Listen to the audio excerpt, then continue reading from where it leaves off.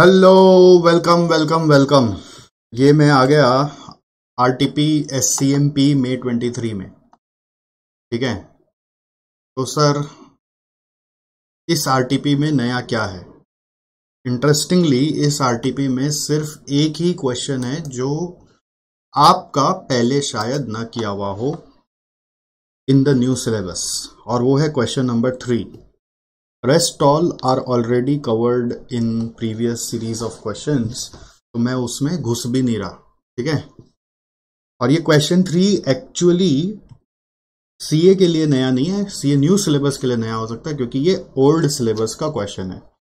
जैसा कि आप जानते हैं पेपर में आपका एससीएमपी में कई बार होता ही है कि इंस्टीट्यूट है ना एक नया क्वेश्चन पूछ लेता है, और वो नया क्वेश्चन आपके लिए नया होता है बट पता चलता है वो ओल्ड सिलेबस का क्वेश्चन था।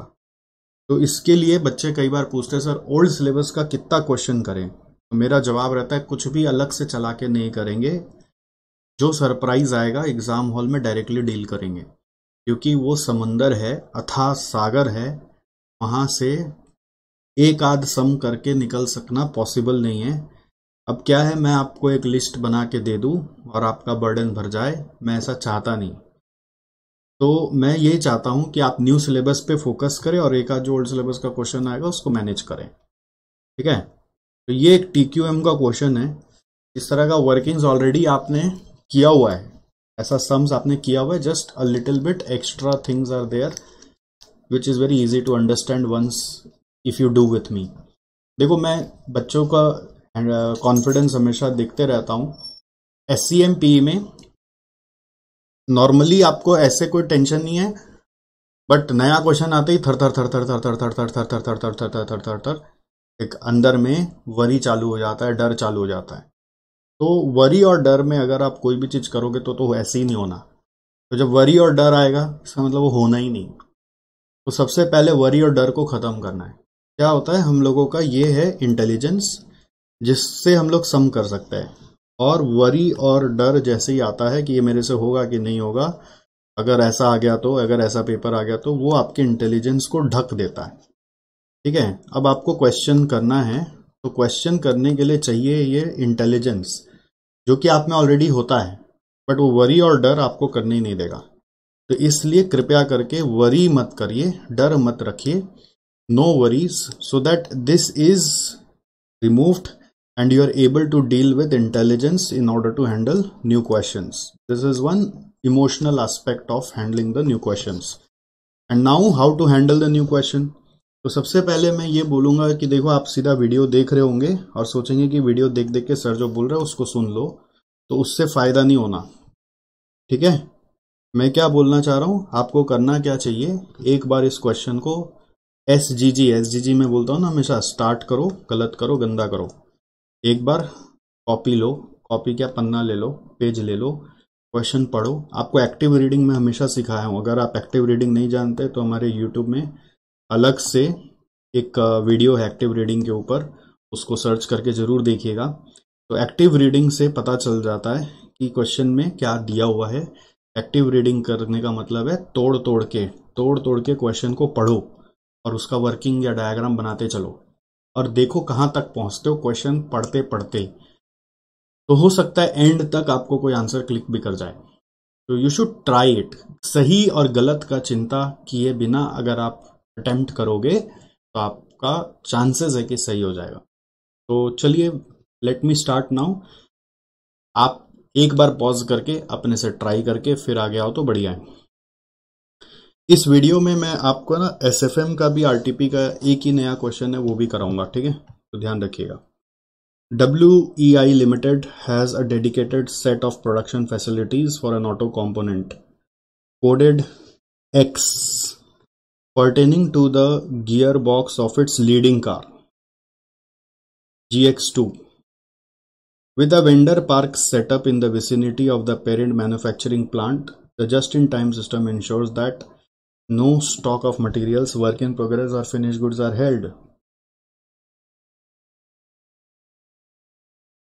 जस्ट इन टाइम सिस्टम चल रहा है, इसका मतलब इनके यहाँ पे कोई स्टॉक हैंड लोग होल्ड नहीं करते हैं, मतलब जितना प्रोड्यूस करते हैं सब सेल हो जाता है। ठीक है, at the beginning of the year 2021 planned information relating to the production of component X through the dedicated facilities is as follows. Planned information में बोल रहा है कि देखो ये सब एक्टिव रीडिंग है, ऐसे अंडरलाइन करना, लिखना। बोल रहा है कंपोनेंट एक्स का एक यूनिट बनाने के लिए 5 यूनिट ऑफ ए लगता है @20 एंड 4 यूनिट ऑफ बी लगता है @10। तो 5 यूनिट ऑफ 20 रुपया करके आ गया 100 रुपया, 4 यूनिट 10 रुपया करके आ गया 40 रुपया। ये एक्टिव रीडिंग है। खोचा मारते रहो, क्वेश्चन को खोचा मारो, चिथड़ा निकालो, क्वेश्चन का ऑपरेशन करो, क्वेश्चन का ऑपरेशन, सर्जरी करो, चीड़-फाड़, क्वेश्चन का चीड़-फाड़, चीड़-फाड़। Variable cost per unit excluding material is 25 and fixed cost is 2,50,000 for the period. फिर बोल रहा है it is anticipated that 7.5% of units of X worked on in the process will be defective and will be scrapped. मतलब जितना produce होकर आएगा वो 7.5% defective है जिसको स्क्रैप करना है। फिर it is estimated that customers will require replacement free of charge of 40 units of component X at the rate of 1% of quantity invoiced to them in fulfillment of orders. तो इस line को देखकर आपको कुछ याद आ रहा है? एक शेड्यूल आपको बना के दिया था मैंने कि ग्रॉस प्रोडक्शन जो होता है उसमें से हम लोग लेस करते हैं डिफेक्टिव्स या डाउनग्रेडेड यूनिट्स, तो इसमें से माइनस करके आता है अवेलेबल फॉर सेल और इसमें से लेस करके आता है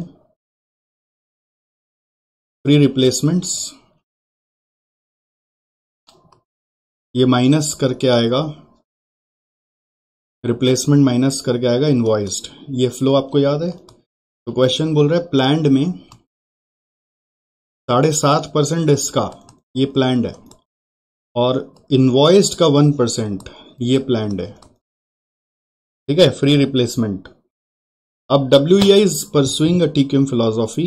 Consequently, all losses will be treated as abnormal in recognition of a zero defect policy and will be valued at variable cost of production.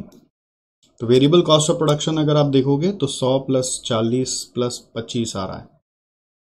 बोल रहा है कि हम लोग एक ऐसा पॉलिसी बना रहे जिसका नाम है जीरो डिफेक्ट पॉलिसी। उसके बाद अगर हमारा कोई भी लॉसेज आया तो वो सारा लॉसेज, जैसे ये लॉसेज है, ये लॉसेज एबनॉर्मल लॉस ट्रीट किया जाएगा।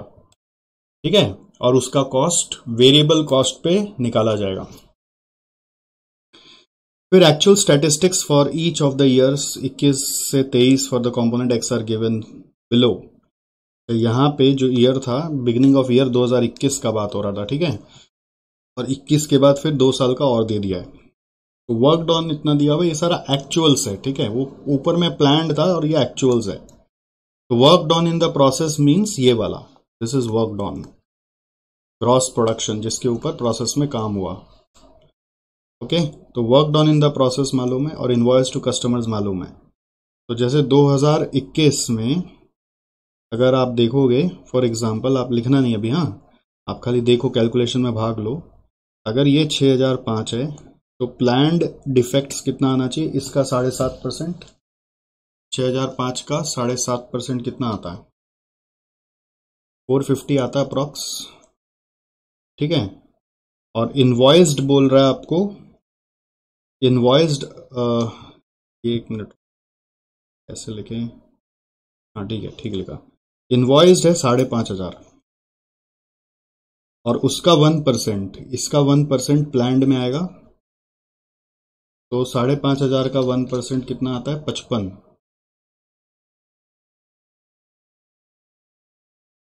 5,500 का 1% आता है 55। तो इससे, इस 55 से और 450 से आप समझ लो ये प्लान्ड लॉसेस था। अब नीचे आपको अगर आप देखोगे कि एक्चुअल में भी यही आया क्या, एक्चुअल में और कुछ तो यहाँ लिखा नहीं है कि क्या दिया हुआ है। आप देखो यहाँ पे कुछ लिखा नहीं है, बट एक्चुअल में अगर आप ये माइनस करोगे तो कितना आता है? देखो तो 6005 में से 450 और 55 माइनस करके 5,500 ही आ रहा है। अगर आप सेम मान लो ये दोनों सेम है, प्लान्ड और एक्चुअल सेम है, 450 ही है, तो ये आ रहा है 5555 और इसमें 55 माइनस कर रहे तो 5500 ही आ रहा है। इसका मतलब प्लान्ड एक्चुअल मैच था। अब 2022 का देखते हैं, सेम चीज, प्लान्ड और एक्चुअल है, इधर है 7500, तो उसका 7.5% कितना आता है, 563 आ रहा है, और इधर दिया हुआ 6500, तो उसका 1% आता है 65। तो अगर यहां पर भी कॉपी करेंगे ना, 563 माइनस 65, ये मैच नहीं हो रहा। देखो 7500 माइनस 563 माइनस 65 करे तो मैच नहीं हो रहा, मतलब कुछ और है यहाँ पे।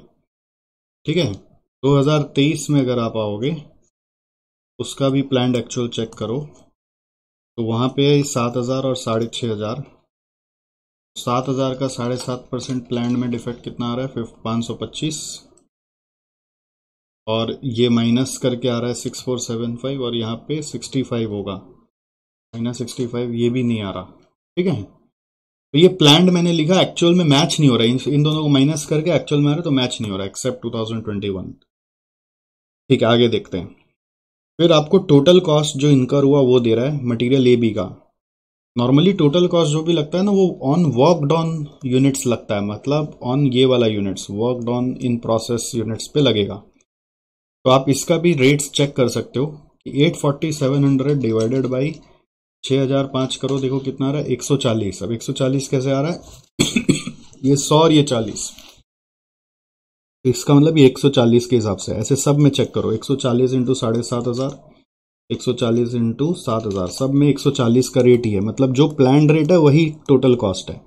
और वेरिएबल कॉस्ट का रेट आपको याद है, वो 25 रुपया कर गया था, तो 25 इंटू 6005, देखो 25 इंटू 7500, सब मैच हो रहा है ना, 187,500, 25 इंटू 7000, तो ये भी एट द रेट 25।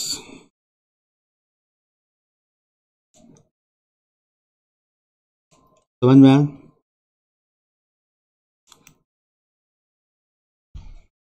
तो ये फिक्स कॉस्ट है, और फिक्स कॉस्ट चेंज हो रहा है, जबकि फिक्स कॉस्ट टोटल यहाँ पे दिया होता है 2.5 लाख, जो बढ़ रहा है और घट रहा है। अब बोल रहे हैं no changes have occurred from the plan price levels from material, variable overhead और फिक्स्ड ओवरहेड। अरे ये तो ठीक लगा, plan price levels of material और वेरिएबल ओवरहेड, ये दोनों तो समझ में आया, बट फिक्स्ड ओवरहेड के लिए भी बोल रहा है कोई चेंज नहीं है। तो इसका मतलब जो एक्स्ट्रा कॉस्ट है फिर वो क्या है, 2.5 लाख के अलावा ये सब जो एक्स्ट्रा कॉस्ट लग गया वो सब क्या है।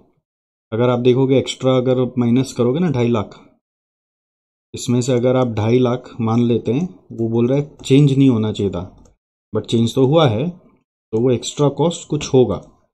ये आ रहा है जैसे यहाँ 37,500, यहाँ पे आ रहा है 12,000, और यहाँ पे आ रहा है 40,000। देखते हैं ये एक्स्ट्रा फिक्स कॉस्ट क्या चीज का है। Actual free replacement of component X to customers were 250 units and 40 units in 22 and ये 23 होगा। ठीक है, तो actual free replacement of component X in 22 and 23, free replacement बोल रहा है 250 और 40 था। ये रहा, यहाँ का फिगर दे रहा है, ये 250 था और यहाँ पे 40 था। ये एक्चुअल फ्री रिप्लेसमेंट का बात है। फर्स्ट वाला जो था वो डिफेक्टिव्स था और सेकेंड वाला रिप्लेसमेंट था। ठीक है, तो इससे अब ये पूरा कंप्लीट हो जाएगा। अगर आप बैक कैलकुलेशन करोगे तो ये आ रहा है 6540, और उसमें अगर आप 7000 माइनस करोगे तो ये आ रहा है 460, और यहाँ पर उसी तरह से आ रहा है 6750, और यहाँ पे आ रहा है 250। राइट, तो ये 250 और 40 मिलने से हम लोग का ये राइट साइड वाला कंप्लीट हो गया, और हम लोग को समझ में भी आ रहा था कि प्लान और एक्चुअल मैच नहीं हो रहा है। और वो 22-23 में ही प्रॉब्लम था, 21 में प्रॉब्लम नहीं था, इसलिए 21 आपका मैच हो रहा था, 21 का कोई डिटेल नहीं दिया हुआ है। अब WEI authorised additional capital expenditure during 22 and 23 and additional expenditure during 22-23 and as follows. तो बोल रहा है 22 में हमने 15,000 रुपया और खर्चा किया इक्विपमेंट एक्यूरेसी पर और स्टाफ ट्रेनिंग पर। तो इक्विपमेंट एक्यूरेसी चेक और स्टाफ ट्रेनिंग, अगर आपको याद है क्वालिटी कॉस्ट 4 प्रकार के होते थे, ये क्वालिटी मैनेजमेंट का क्वेश्चन है इसलिए रिलेट हो रहा है ना। तो एक्यूरेसी चेक अप्रेजल कॉस्ट होता है और स्टाफ ट्रेनिंग प्रिवेंशन कॉस्ट होता है। फिर 2023 में बोल रहा है एक्यूरेसी चेक 10,000 का था ही प्लस 15,000 ऑफ इंस्पेक्शन कॉस्ट भी आ गया, तो इसका मतलब अप्रेजल कॉस्ट और बढ़ गया, 10 + 15 25,000 हो गया।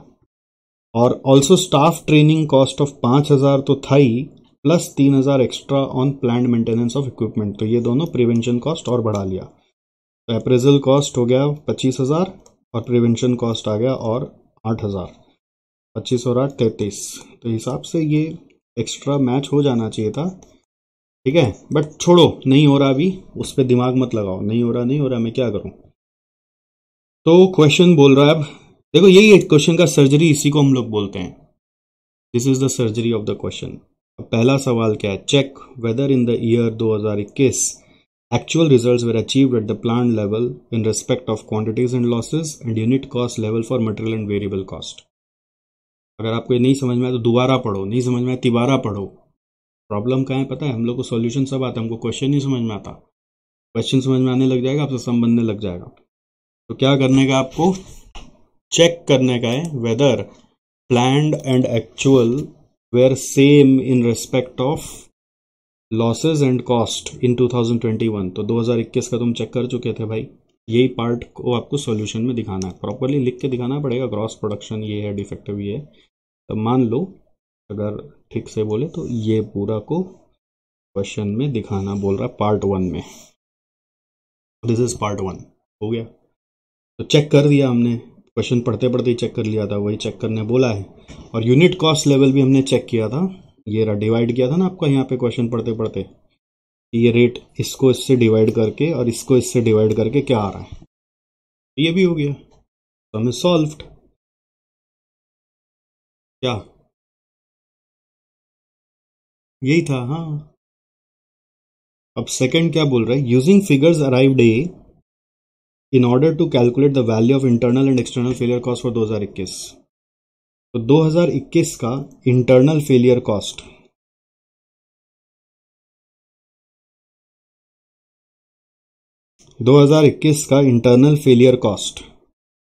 इंटरनल फेलियर कॉस्ट होता है अप्रेजल कॉस्ट। आपको याद है इंटरनल फेलियर होता है कि एक्सटर्नल फेलियर होता है? एक्सटर्नल फेलियर आपको याद है कि 4 कॉस्ट होते थे, prevention, appraisal, internal failure, external failure. तो इक्विपमेंट एक्यूरेसी चेक तो अप्रेजल कॉस्ट है, अलग हेडिंग है, छोड़ दो।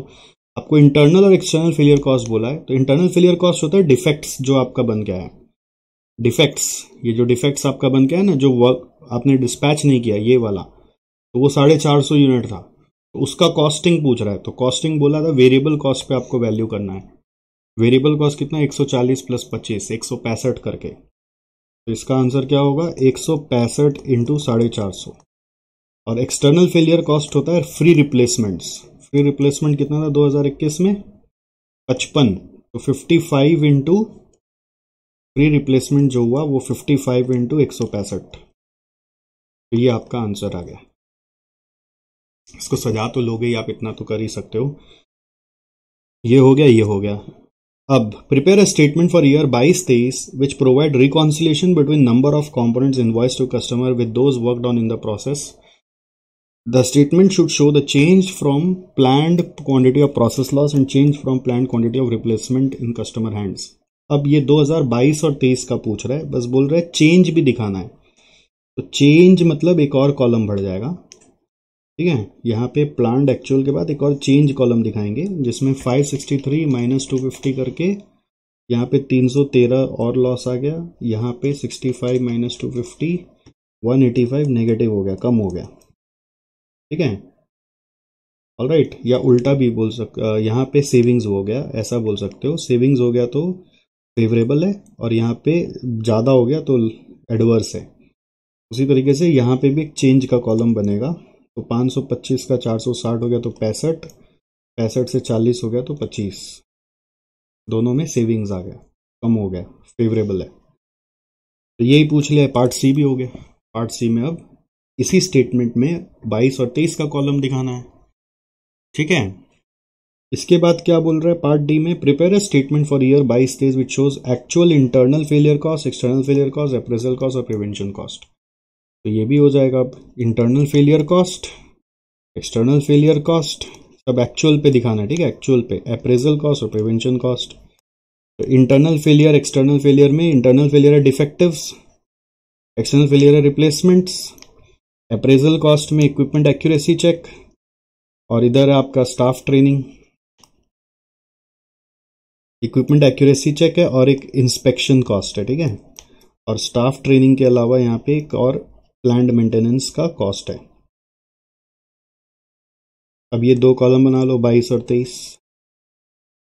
डिफेक्ट्स का कॉस्ट ये यूनिट्स पे आएगा, एक्चुअल पे लेना है 250 यूनिट्स। ऑलराइट, 250 है इनटू वेरिएबल कॉस्ट 165 है, क्योंकि उसका तो रेट्स में कोई चेंजेस नहीं है। फिर 460 है, यहाँ पे 460 इंटू 165 होगा। एम आई राइट? 460 मैंने सही लिखा? यस। फिर इसके बाद रिप्लेसमेंट में यहाँ पे 250 है, और यहाँ पर रिप्लेसमेंट का कितना हुआ है? 40। इक्विपमेंट एक्यूरेसी का यहाँ पे बोल दिया 10,000, और यहाँ पे बोल दिया 10,000। इंस्पेक्शन यहाँ नहीं था, यहाँ पे एक्स्ट्रा इंस्पेक्शन किया 15,000। फिर स्टाफ ट्रेनिंग यहाँ पे 5,000 था, यहाँ पे 5,000 तो है ही, प्लस 3,000 एडिशनल है। इनफैक्ट एक क्वेश्चन को और क्लियर बना दिया इंस्टीट्यूट इस बार आप लोग के लिए। अदरवाइज जब ये क्वेश्चन ओल्ड सिलेबस में था तो थोड़ा सा ना एम्बिगुअस था।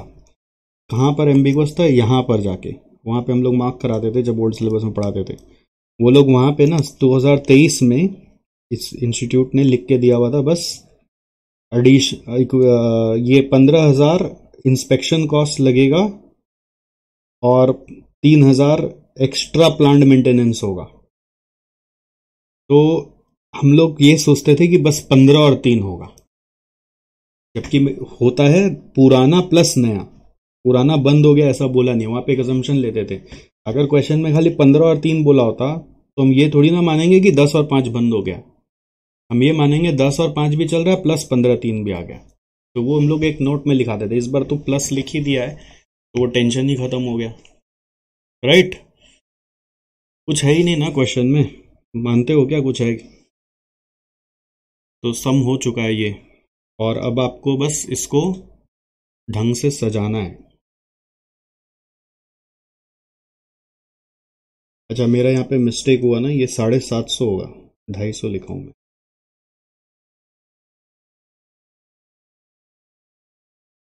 तो ऑब्वियस है यार, 7.5 माइनस 6,750, तो ये 750 हो जाएगा।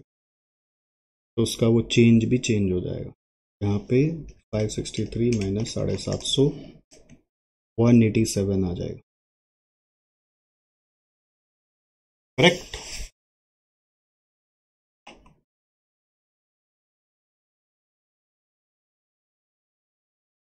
ज्यादा हो गया ना तो एडवर्स ब्रैकेट में डालोगे, एडवर्स ब्रैकेट में डाल दो, माइनस लॉस को माइनस।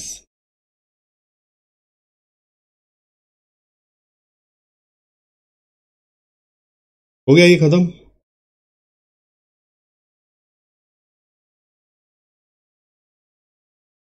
इसके बाद एक और पार्ट ई बोल रहा है, give analysis which explains the meaning and inter relationship of figures given above. यही तो मेन है, यही तो हालत खराब होता है। एनालिसिस में अब क्या लिखे,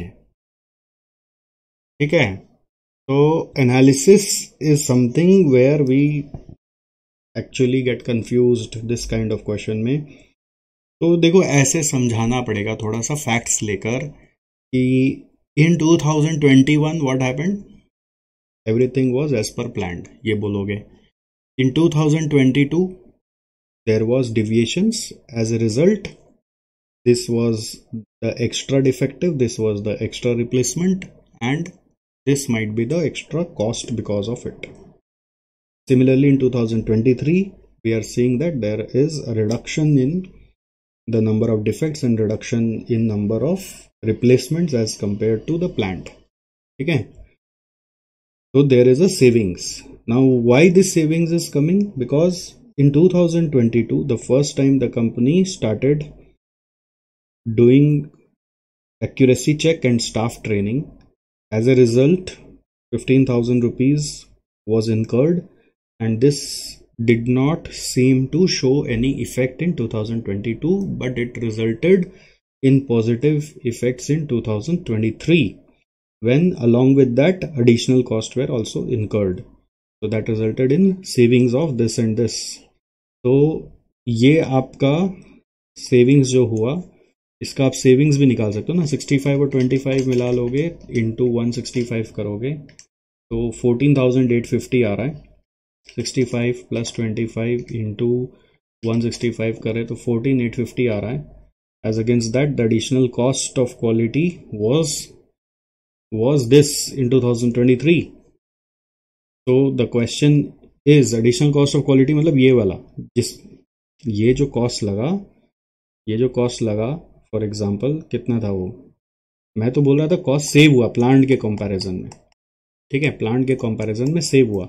आपको याद है ना कि जितना आप इधर खर्चा करते हो उतना ये सेव होता है, उतना ये कम होता है. तो इसमें सेविंग्स आया 14,850 का पहले के मुकाबले, प्लांट के मुकाबले. बट उसके लिए हम लोग को एडिशनल कॉस्ट इनकर करना पड़ा 25, 5, 30 और 3, 33,000 का. तो that additional cost is slowly and gradually improving our internal failure and external failure. बस आपको ये बोलना है. ठीक है, ये बोलना है the results are coming up. तो अब इसको लिखना कैसे, ये इसका ना कभी भी आप है ना, ये इंस्टीट्यूट का जो सॉल्यूशंस दिया होता है आप एग्जैक्टली उसको रिप्रोड्यूस नहीं करना है, आपको अपने हिसाब से उसका आंसर प्रोड्यूस करना है. इंस्टीट्यूट का आंसर को कॉपी पेस्ट करके रिप्रोड्यूस करना है, ऐसा नहीं. तो इसमें अभी देखो, ये वाला तो आपका समझ में आ गया आपको, और ये वाला भी समझ में आ गया. 188 और 65 आपको ध्यान होगा. ठीक है,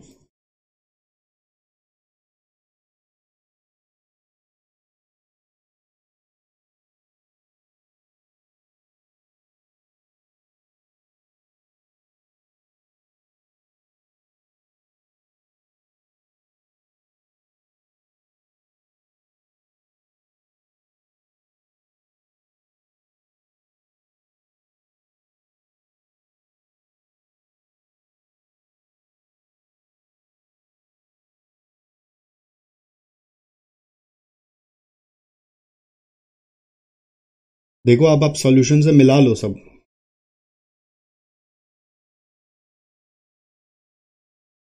एक बार नज़र से निकाल लो कि यहाँ पे कैसे प्रेजेंट किया हुआ है, सो दैट प्रेजेंटेशन भी आपके दिमाग में बैठे. तो ये फर्स्ट पार्ट का हम लोग निकाले थे और वो सब एक्चुअल में भी वही आया था, मैच हो गया.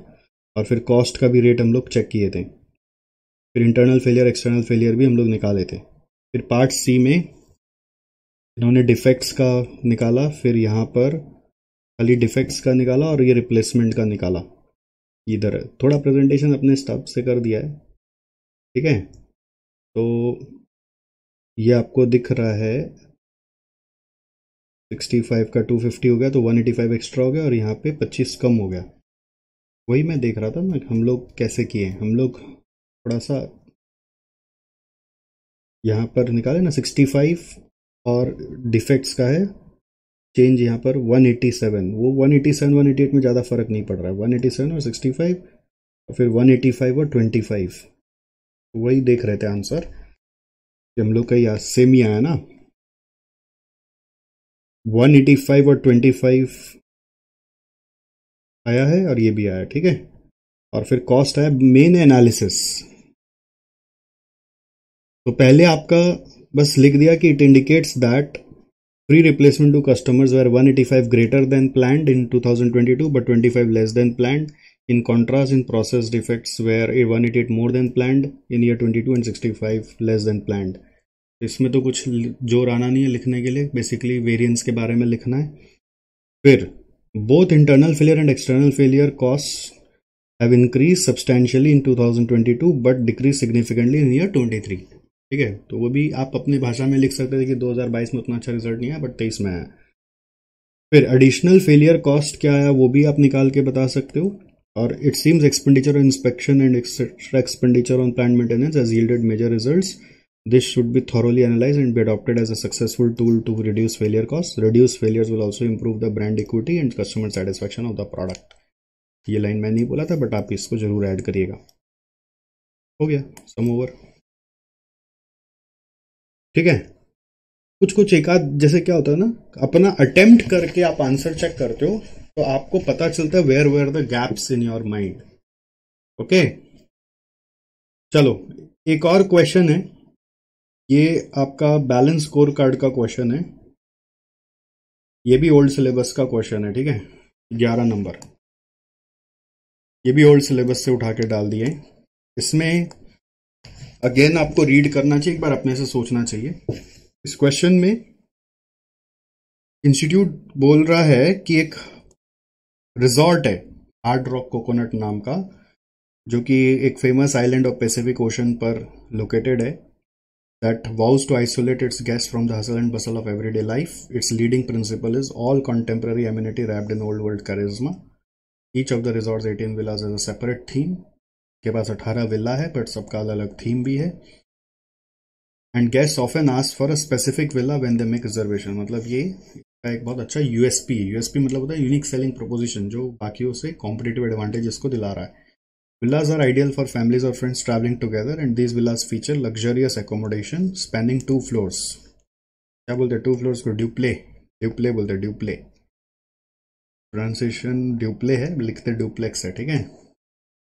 Since it is located within a 300-acre state on white sand beach, the resort offers its guests a wide variety of outdoor activities। white sand beach पे है और outdoor activities बहुत सारे यहाँ पर, horseback riding, hiking, diving, snorkeling, sailing, golf, and so on. And guests could also while away the day relaxing in the pool, availing themselves of the resort's world-famous spa, Hard Cocoa Spa.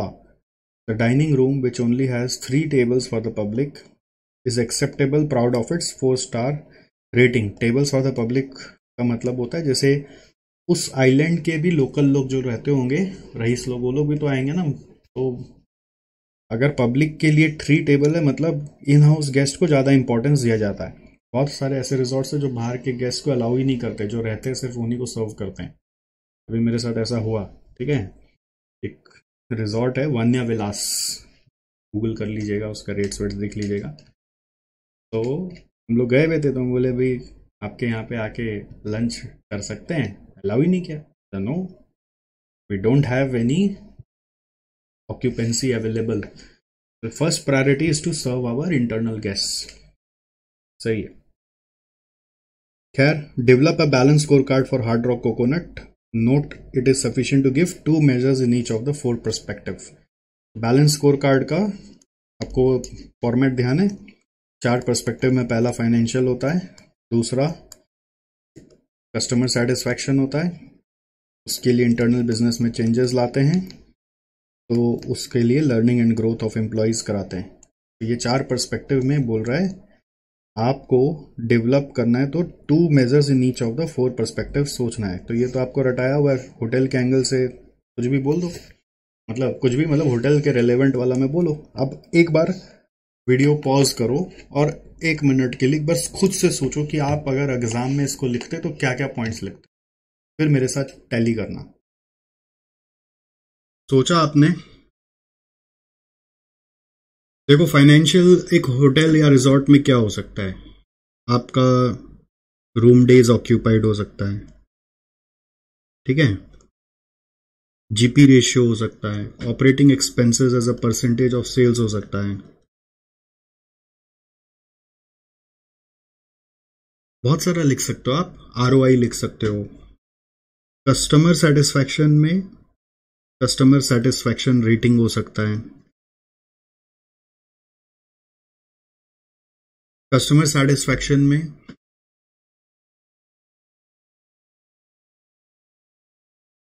Customer के लिए और क्या सोच रहे हो आप बताओ, what else you are thinking?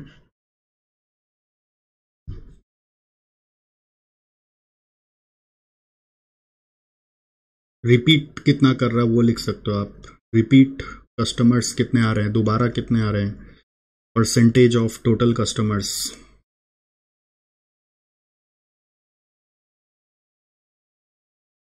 Internal business में क्वालिटी ऑफ सर्विसेज को लेकर कैसे कर सकते हो,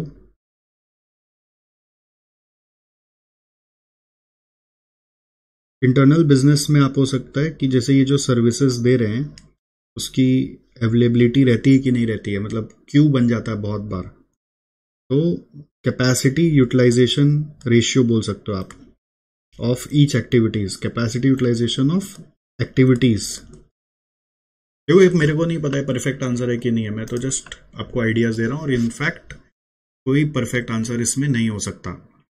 ठीक है, कितने स्टाफ अवेलेबल हैं, स्टाफ अवेलेबल पर गेस्ट, वो भी ये होता है कि इंटरनल बिजनेस का पार्ट होता है कि आप किस तरह से स्टाफ को मैनेज करें, मिनिमम स्टाफ में मैक्सिमम गेस्ट को अटेंड कर रहे हैं कि नहीं कर रहे हैं। ठीक है, फिर जैसे एक होटल और रिजॉर्ट्स में ना मेंटेनेंस को लेके होता है, तो मेंटेनेंस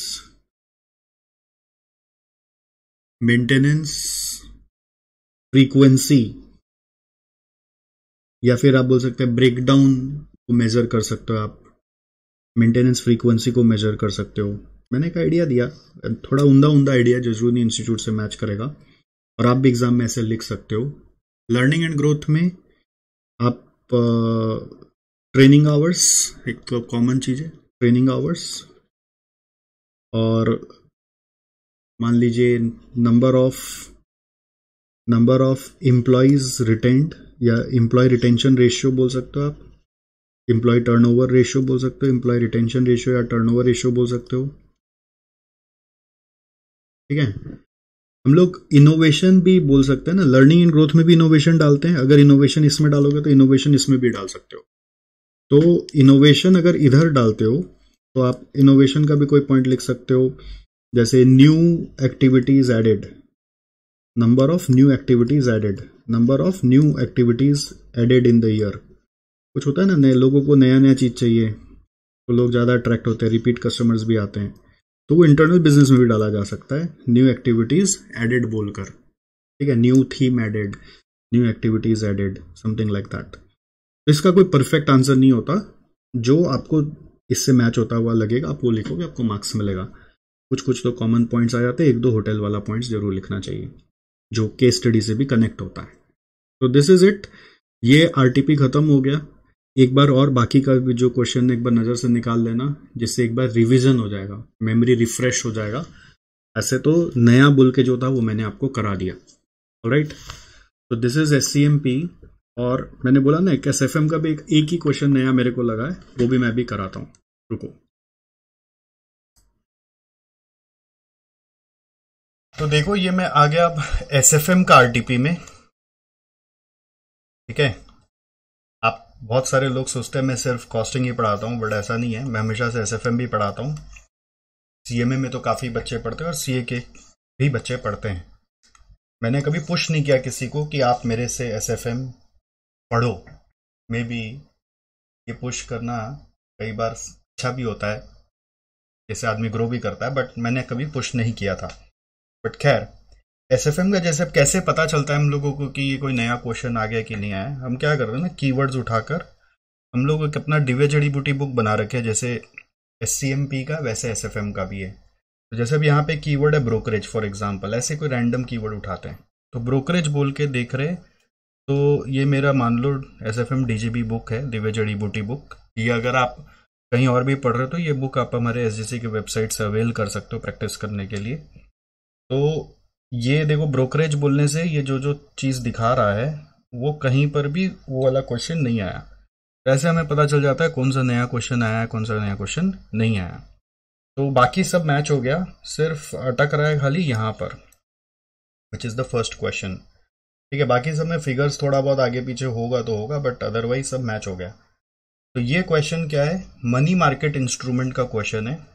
मनी मार्केट पहले ऐसे ओल्ड सिलेबस में एक अलग यूनिट होता था, जैसे SCMP में कुछ ओल्ड सिलेबस का क्वेश्चन डाल देता है, कभी कभी आपके SFM में भी ऐसा होता है, तो उसको लेकर हम लोग की पढ़ाई नहीं की हुई होती। It is just like your fixed income security, जैसे कि आप अपना बॉन्ड का पढ़ाई करते हो वैसे ही होता है। ठीक है, बस बॉन्ड में ड्यूरेशन लंबा होता है, मनी मार्केट में ड्यूरेशन छोटा होता है। तो मनी मार्केट के कई सारे इंस्ट्रूमेंट्स होते हैं, जैसे कि कमर्शियल पेपर, जैसे कि सर्टिफिकेट ऑफ डिपॉजिट, ठीक है, जैसे कि आपका T bill and any other government securities. ऐसे कई सारे इसमें इंस्ट्रूमेंट्स होते हैं जिसमें आप शॉर्ट टर्म के लिए रुपया उठाते हो। सो अभी क्वेश्चन ये है कि मनी मार्केट के लिए क्या कैलकुलेशन बनता है। तो इसमें पहले हम लोग निकालते हैं होल्डिंग पीरियड रिटर्न, जिसको आप बॉन्ड इक्विवेलेंट यील्ड भी, बॉन्ड इक्विवेलेंट यील्ड नहीं बोलते हैं, होल्डिंग पीरियड रिटर्न पहले हम लोग निकालते हैं, जिसको आप सिंपल यील्ड रेट भी बोल सकते हो। वो कैसे आता है, मनी मार्केट इंस्ट्रूमेंट्स में ना सब में एक खासियत होता है कि they are issued at discount and redeem at par, issued at discount and redeemed at par, ये इसका बेसिक होता है। इस चीज को इस रूल के तरह दिमाग में बैठा लो, they are issued at discount and redeemed at par. तो उसका यील्ड रेट निकालने का, HPR निकालने का तरीका जैसे आप लोग म्यूचुअल फंड में सीखे वैसे है, it's like sale value minus purchase cost by purchase cost. तो वैसे it is face value minus issue price, ठीक है, माइनस इशू प्राइस। तो it is sale value minus purchase cost जैसा डिवाइडेड बाय इशू प्राइस। ये आपका जितना period का है, ये 90 डेज का हो सकता है, ये आपका 30 डेज का हो सकता है, 15 डेज का हो सकता है, इंटू 365 डिवाइडेड बाई n करने से ये एनुअलाइज हो जाएगा पूरा, ठीक है। अगर आप 365 बाई n करें तो वो एनुअलाइज हो जाएगा, यील्ड पर एनम आ जाएगा। अगर आप 365 बाई n नहीं कर रहे हैं तो वो HPR कहलाता है, ठीक है। तो अगर मेरे को एनुअलाइज करना है, यील्ड पर एनम निकालना है, इस पर एनम को कैलकुलेशन को हम लोग बॉन्ड इक्विवेलेंट यील्ड भी बुलाते हैं, अगर आपको याद हो। तो it is FP minus IP by IP into 365 by n, right. फिर हम चाहें तो इसको इफेक्टिव यील्ड में भी कन्वर्ट कर सकते हैं, इफेक्टिव यील्ड पर एनम। आपको याद है इफेक्टिव यील्ड पर एनम, मान लो ये आपका क्वार्टरली है, फॉर एग्जांपल 3 मंथ्स का है मान लो। इफेक्टिव यील्ड पर एनम कैसे आता था आपको याद है, 1 प्लस R बाई K के पावर में K माइनस 1, प्रोवाइडेड ये R जो यहाँ पे लिया है what is per annum rate. तो वो नॉर्मली ये अगर यील्ड पर एनम है तो R अगर पर एनम होगा, R बाई K के पावर में K माइनस 1 करके आप, जैसे क्वार्टरली है तो R अगर 12% है तो क्वार्टरली के लिए K होता है 4, अगर क्वार्टरली है तो, ठीक है। It is like that. अगर मंथली है तो K का वैल्यू होता है 12। ऐसे और भी तरीका होता है, मैं सब में नहीं घुस रहा, मैं अभी वही यूज करना सिखा रहा हूं जो अभी यूज होगा। इफेक्टिव यील्ड पर एनम भी आप यहाँ पे निकाल सकते हो। तो मनी मार्केट के लिए क्या सीखा, खाली यील्ड निकालना है तो होल्डिंग पीरियड रिटर्न के लिए ये करना है। अगर आप एनुअलाइज करें तो वो बॉन्ड इक्विवेलेंट यील्ड बन जाएगा। अगर आप इफेक्टिव यील्ड पर एनम निकाल रहे हो तो वो इसको मान लो R बोल सकते हैं, तो it is 1 plus R by K के पावर में K माइनस 1। समझ में आया आपको? Are you understanding the things? Are you understanding the things? Right. तो ये इफेक्टिव यील्ड आपको निकालना है। और कभी कभी एक और वर्किंग होता है इसमें, इफेक्टिव कॉस्ट। मतलब ये तो रिटर्न है जो आपको अपने इन्वेस्टर को देना है या फिर आपका कॉस्ट पड़ेगा। इफेक्टिव कॉस्ट पर एनम भी होता है जिसमें इफेक्टिव यील्ड जो भी आया प्लस आपके जो भी अदर कॉस्ट, फ्लोटेशन कॉस्ट होते हैं बहुत बार इसको इशू करने के, तो वो फ्लोटेशन कॉस्ट भी आप कॉस्ट का पार्ट बना सकते हो। फ्लोटेशन कॉस्ट भी आप कॉस्ट का पार्ट बना के इफेक्टिव कॉस्ट पर एनम निकाल सकते हो। तो बेसिकली आप अपने समरी नोट्स जो बना के रखे होंगे उसमें ये आप जरूर से इनकॉर्पोरेट कर लीजिएगा, ठीक है। समरी का मतलब मैं बोल रहा था, जैसे क्या है ना, समरी नोट्स आप लोग को हम लोग बनाने बोलते हैं, अब बनाते कि नहीं बनाते पता नहीं, बट फिर भी मैं आपको इस वीडियो का लिंक में ये मेरा बनाया हुआ एक समरी नोट्स है वो दूंगा, आप इसको रेफर कर सकते हैं। कलरफुल है, ठीक है, PDF में दे दूंगा। अगर आपको ये हेल्प करता है, बहुतों को हेल्प किया है, इसको 5-7 बार करके जाने से ना एग्जाम के पहले आपको लगेगा मेरे को सब कुछ आता है चैप्टर का। तो इस तरह से हमने SCM और SFM दोनों का बनाया है। ये SFM का है और एक SCM का भी पावर नोट्स है। समरी नोट्स की जगह पावर नोट्स। और SCMP का तो बहुत जबरदस्त है कि हर क्वेश्चन का भी हमने पूरा आपके लिए बना के दिया हुआ है। ऑलरेडी बहुतों के पास शेयर्ड है, जस्ट इन केस कि आपके पास ना हो तो आप इसको यूज कर लेना। SCM का एक और सेवियर नोट्स भी है, वो हमारा एक टेलीग्राम चैनल है, CA final SCMP revision system बोलकर, उसमें मिल जाएगा, CA final SCMP revision system बोलकर। तो खैर अभी ये क्वेश्चन को कर लो फटाफट, जस्ट फॉलो दिस अगर आपको थोड़ा सा कॉन्फिडेंस आया तो आप अपने से ही करके देख लो, ये चारों स्टेप को फॉलो करके आपका आंसर आता है कि नहीं आता है। तो जैसे यहाँ पे आप देखो, कमर्शियल पेपर इशू का इशू प्राइस दिया हुआ है, फेस वैल्यू दिया हुआ है, मैच्योरिटी पीरियड दिया हुआ है और इशू एक्सपेंसेस दिया हुआ है। ध्यान देना इसमें कुछ पर एनम है, कुछ 3 मंथ्स का है। तो इसका वर्किंग क्या होगा, सबसे पहले आप BEY निकाल लो सीधा, डायरेक्ट मान लो 5 लाख माइनस 487,750 बाई 487,750 इंटू 12/3 कितना आएगा देखो, 5 लाख माइनस 487,750 बाई 487,750 इंटू 12/3। तो ये देखो साल भर का है 10.05% अप्रॉक्स पर एनम। अब ये आ गया सेकंड स्टेप, आपको इफेक्टिव यील्ड निकालना चाहिए। अगर आप सिंस यहाँ पे 3-3 महीना का मैच्योरिटी है ना, तो वो 3-3 महीना में रिडीम हो जाएगा, तो उसका कंपाउंडिंग इफेक्ट का बेनिफिट मिल सकता है। तो इसलिए इफेक्टिव यील्ड का कॉन्सेप्ट आ रहा है 1 + 0.1005/4 के पावर में 4 - 1। 3 महीना है तो 4 बार कंपाउंडिंग होगा, ठीक है, 3 महीना मतलब क्वार्टरली, तो उस तरह से। तो ये सब वर्किंग तो आपको आता ही है बेटा, 0.1005/4 + 1 इंटू